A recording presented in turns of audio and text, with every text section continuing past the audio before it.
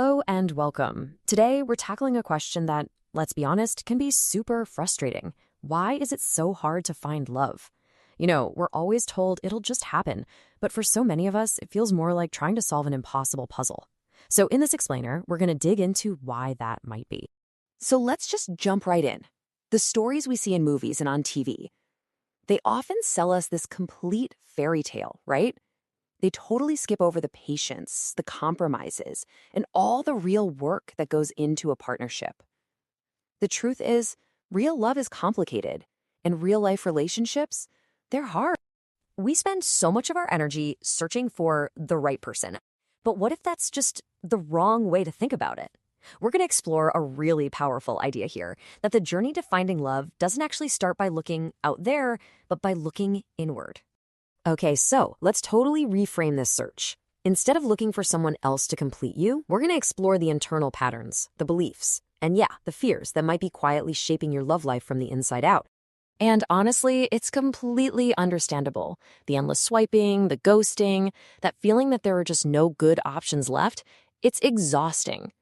But just for the next few minutes, let's put all those external things aside and consider a kind of radical idea. What if the biggest roadblocks to love aren't actually on your phone, but within you? All right, so here's the crucial first step. Before you can even think about building a healthy relationship with someone else, you have got to have one with yourself. And I know that might sound like a cliche, but it is the absolute foundation for everything that comes next. I mean, really think about it. This is the one relationship you are guaranteed to have for your entire life. How you treat yourself, how you talk to yourself, how you feel about yourself. It directly impacts how you show up in every other relationship. Real confidence is magnetic, and it all starts right here. What's really interesting here? It's just how subtle these signs of low self-esteem can be. It's not always this big, obvious feeling of worthlessness. It can be something as simple as constantly saying sorry, or always making jokes at your own expense.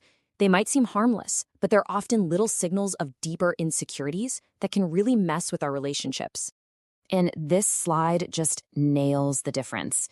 See, seeking external validation, it's like trying to fill a bucket that has a hole in it. Sure, a partner can pour some water in and make you feel good for a little while, but that feeling just won't last. Building internal worth, on the other hand, is about patching that hole yourself so you can come to a relationship whole, not looking for someone to fix you. Okay, this brings us perfectly to our next point. Our internal state, how we feel about ourselves, it directly influences what we look for in other people. So let's talk about that infamous partner checklist. Come on, most of us have one, right? Whether it's written down somewhere or it's just a vague idea floating around in our heads. But have you ever actually stopped to analyze if the things on your list are going to lead to a happy, long-term relationship? So this is the list that society often tells us to prioritize. Good looks, social status, money, and that last one is pretty interesting, never complains. Now, that might sound great on the surface, but a partner who bottles everything up, that makes it basically impossible to solve real problems when they inevitably come up. Now, compare that to this list. These are the traits that actually keep a connection strong when things get tough. Responsibility, consideration, the ability to actually talk about feelings. The goal isn't to find a perfect person, it's to find a person who is willing to navigate all the imperfections with you. Modern dating can feel a lot like online shopping. It's true.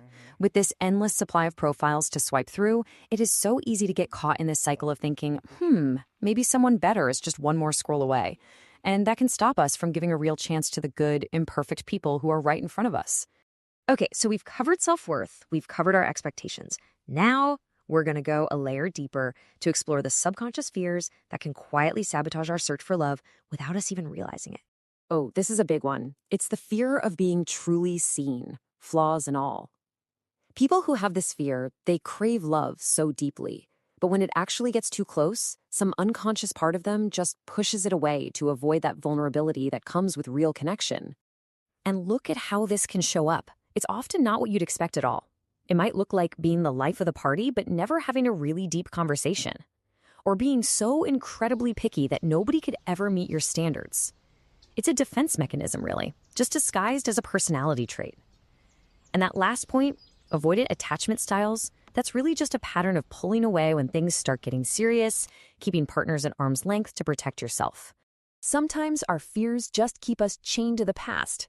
Relationship expert Barry Selby points out that, yeah, grieving a breakup is normal, but being stuck for over a year could be a sign of something much deeper.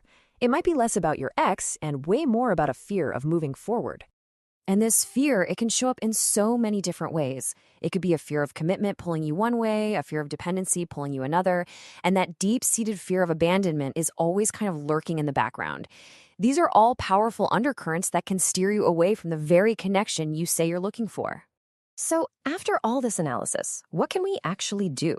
It can all feel a little overwhelming, I know, but there's a surprisingly practical tool out there designed to build the exact kind of connection we've been talking about. It all starts with this number, 36. What on earth could that possibly mean? Well, decades ago, a psychologist named Arthur Aaron did a study to see if he could basically engineer closeness in a lab. And the tool he used was a set of 36 specific questions, all designed to create a feeling of intimacy between two complete strangers. The process is really simple. You just sit with someone and you take turns asking and answering these questions. They start off super light, like, what would make a perfect day for you? But then they get progressively deeper and more personal, creating this shared vulnerability. And it can be incredibly powerful. Back in 2015, a New York Times writer tried this experiment. And years later, she and her partner were still together. And that really brings us to our final thought here. The story of the 36 questions, it's not some magic trick to make someone fall in love with you. It's a powerful reminder that love isn't something you find, like a prize you win.